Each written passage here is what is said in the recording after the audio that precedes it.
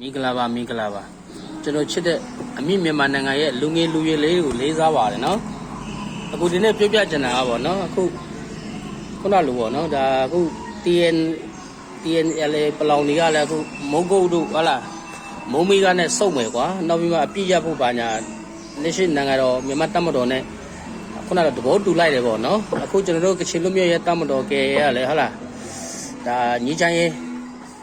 ဆွေးနွေးဖို့ဟုတ်လားသဘောတူထားတယ်ကြားတယ်ပေါ့နော်ဟုတ်ပြီနော်တိုက်တာလက်နဲ့ကတွေကအခုအလိုကပြောမယ်ဆိုတော့နော်ဒါညီချမ်းရဲ့လမ်းစီကိုရွေးလာမဲ့အနေအထားတွေရှိတယ်ပေါ့နော်အပြည့်ရအနေအထားပေါ့နော်ဟုတ်ပြီလားအေးကြားထဲမှာ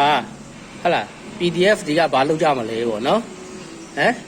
PDF ကဘယ်မှာညီချမ်းရဲ့ယူကြမလဲပေါ့နော်PDF တို့ကျွန်တော်အမြဲတမ်းပြောနေဟုတ်လားနော်အခုလိုတိုက်တာလက်နဲ့ကညီချမ်းရဲ့ယူရမင်းတို့ဘယ်မှာတွားပြီးညီချမ်းရဲ့ယူကြမှာလဲလို့နော် PDF တွေနော်ဘယ်မှာတွားနေကြမလဲပေါ့နော်တခြားစဉ်းစားနော် PDF တွေနော်ဟုတ်ပြီလားတိုက်တာလက်နဲ့ကလည်းအခုလိုညီချမ်းရဲ့ယူတော့မှာနော်မင်းတို့ကလကားနေနေဟုတ်လားတိုက်တာလက်နဲ့ကလည်းမင်းတို့ဘယ်မှာထားမလဲမသိဘူးငါလည်းမသိဘူးကွာနော်အဲ့ဘာဟုတ်ပြီနော်အများကြီးမပြောချင်တာပဲနော်